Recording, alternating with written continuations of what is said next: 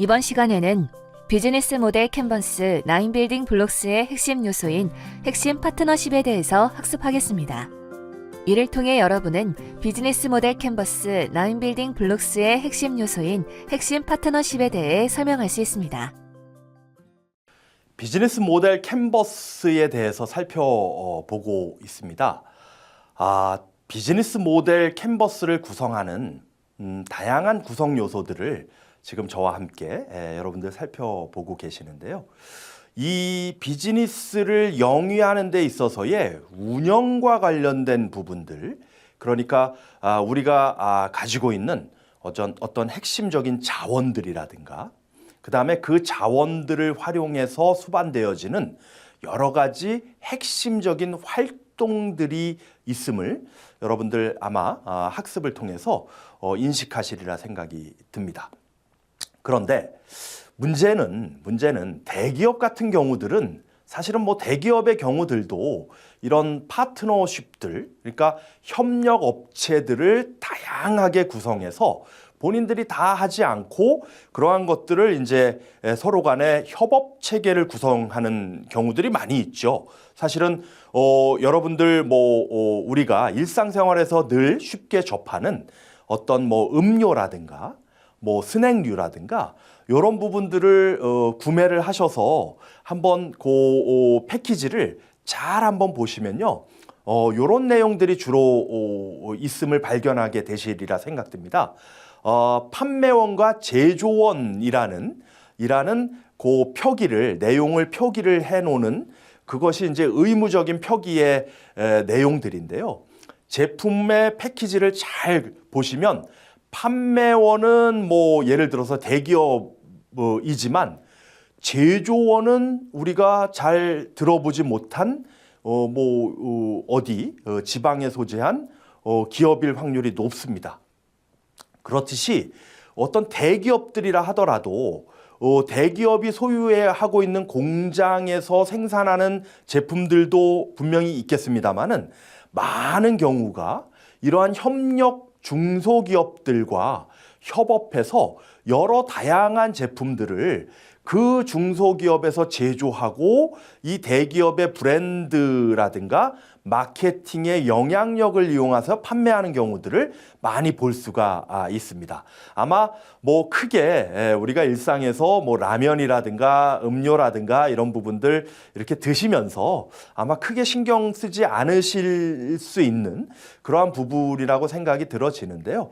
요 강의를 한번 들으시면 한번 주의 깊게 살펴보아 주시면 좋겠습니다. 그래서 그런 협력과 어떤 연대 이런 부분들이 비즈니스에서도 굉장히 다양하게 나타나고 있는 점들을 여러분들이 인식하시리라 생각이 듭니다.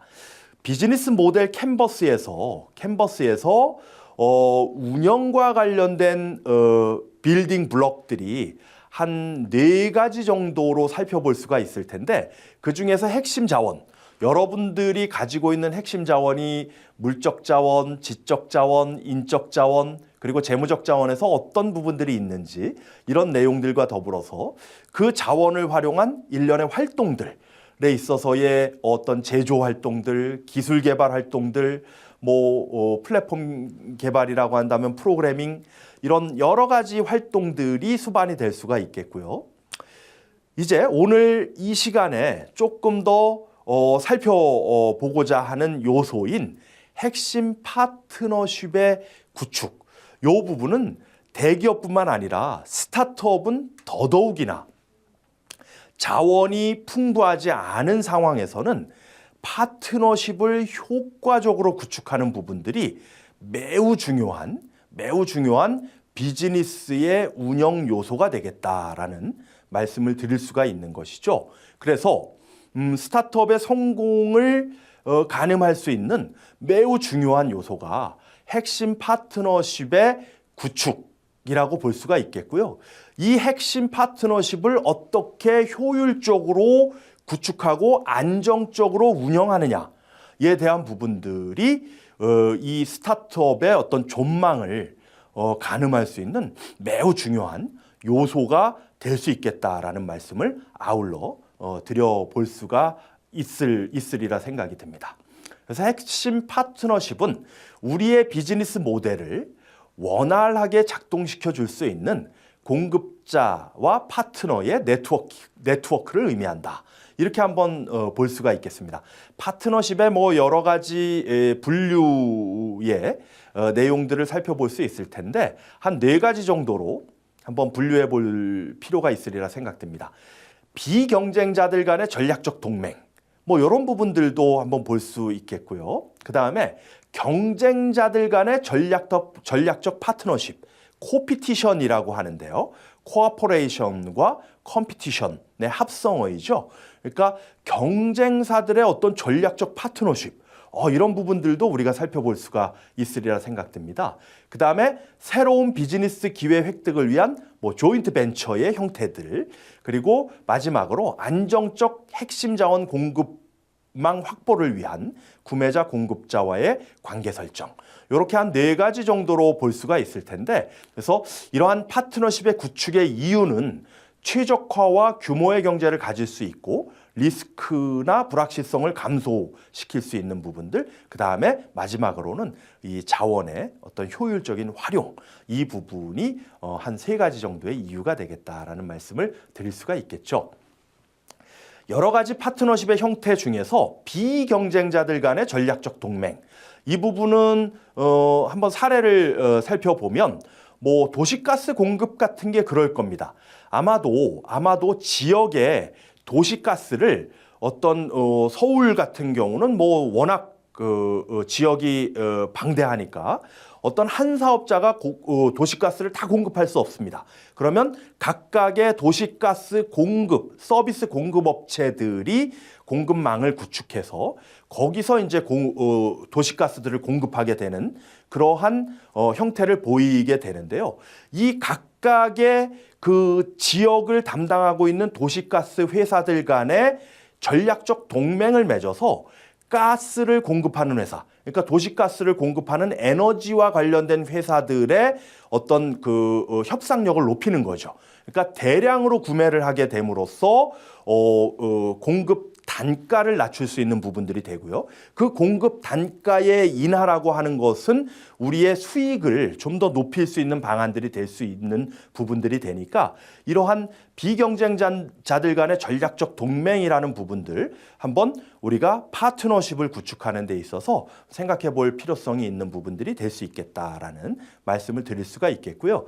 2번째는 코피티션, 그러니까 코어포레이션과 컴피티션의 합성어인데요. 경쟁자들 간의 전략적 파트너십의 활용 부분이 될 수가 있겠습니다.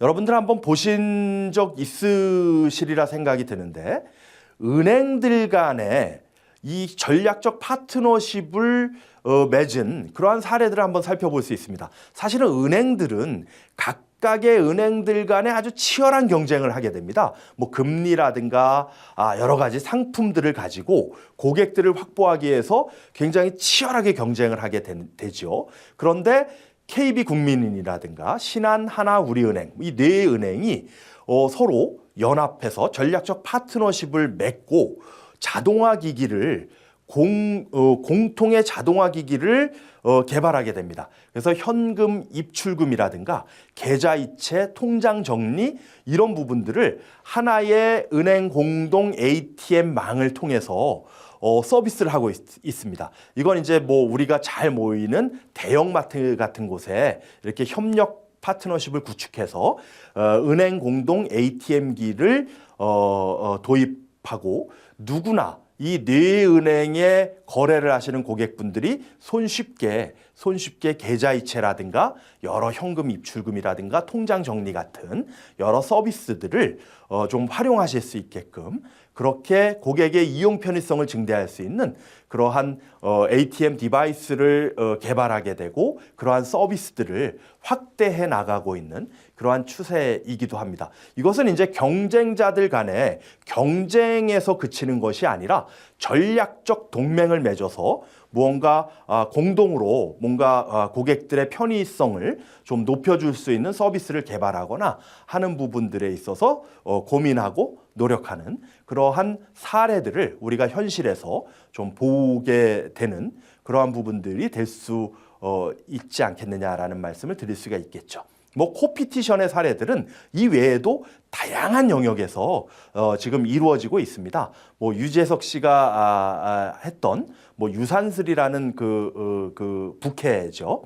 부캐를 MBC에서 이렇게 프로그래머화했는데 뭐 KBS의 아침마당이라든가 뭐 SBS의 프로그램과 연합해서 그 캐릭터를 가지고 뭔가 이렇게 출연을 서로 간에 이렇게 협업해 가지고 좀 그 캐릭터를 드높이면서 어떤 시청률이라든가 이런 프로그램의 만족도를 높이는 그런 방안들도 우리가 현장에서 좀 목도하는 부분들이 있고요. 그래서 코피티션에 대한 이러한 여러 사례들을 우리가 한번 좀 생각해 볼 필요가 있겠고, 그다음에 세 번째는 조인트 벤처입니다. 합자회사 같은 경우 합작 법인이죠. 그러니까 해외 진출에 있어서 그 현지 법인과 투자하는 그 법인이 서로 합작 법인을 설립해서 투자를 진행한다거나 하는 조인트 벤처의 이러한 형태들도 있을 수 있고요.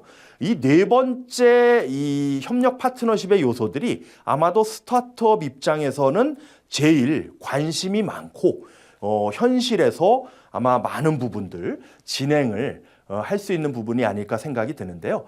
안정적 공급망 확보를 위한 구매자 공급자 관계입니다. 예를 들어서 반도체를 공급받아서 전자제품을 만드는 경우에는 반도체 공급회사와의 안정적 공급망을 구축하는 것이 매우 중요한 요소라고 할 수가 있겠습니다. 그다음에 두 번째, 식품을 제조하는 회사의 경우에는 식품의 원재료가 되는 원료의 안정적 공급망을 구축하는 것 또한 매우 중요한 요소가 될 수 있으리라 그렇게 생각이 듭니다. 그러한 차원에서 우리가 외주 위탁, OEM 등의 협력 체계를 구축해서 무언가 안정적인 기술 개발과 원료의 공급망을 확충하는 그러한 경우들도 볼 수가 있겠죠. 뭐 식품을 개발하는 회사 같은 경우에는 초기에 식품 제조와 관련된 공장을 다 설립해서 거기에 시설을 도입하고 하기에는 워낙 많은 비용들이 소요가 되는 부분들이 있기 때문에 많은 부분은 기존에 그러한 생산 활동을 하고 있는 시설을 위해 요소 중점 관리 기준인 해썹 기준에 의거해서 만들어 놓고 있는 그러한 회사에다가 외주 위탁 내지는 OEM 방식으로 주문자 생산 방식이죠. 그러니까 그러한 방식으로 외주 위탁을 통해서 협력의 방안들을 만드는 그러한 형태들이 굉장히 많습니다.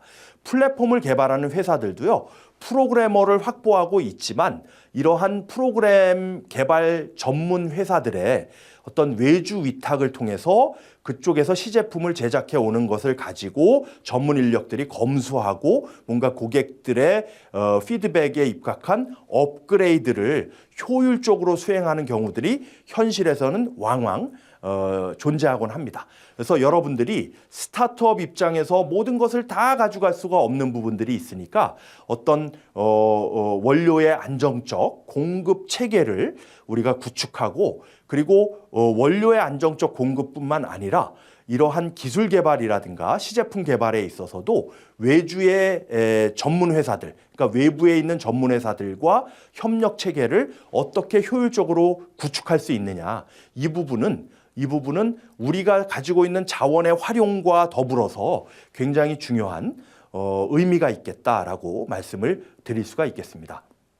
그래서 부족한 부분의 보완적인 차원에서 기술개발 중심 기업의 마케팅 부분을 외주 위탁을 통해서 뭐 마케팅 중심 기업의 기술 개발 및 제품 개발 위탁 개발은 이렇게 또 좀 전문 회사들에 위탁해서 이렇게 진행하는 부분들이 분명히 필요하지 않겠느냐라는 말씀을 드릴 수가 있겠죠.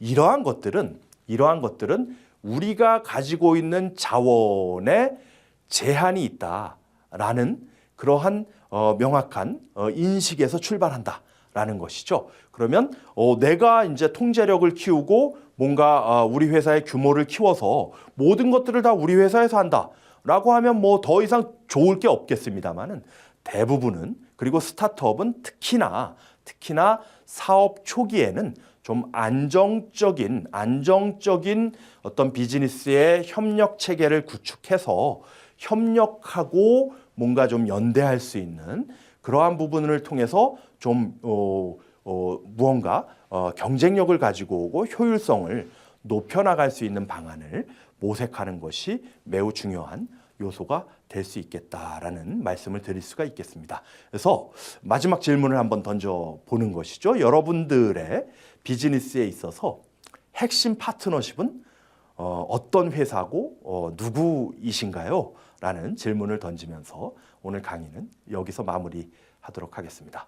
네, 수고하셨습니다. 이번 시간에 학습한 내용을 퀴즈를 통해 확인해 보세요.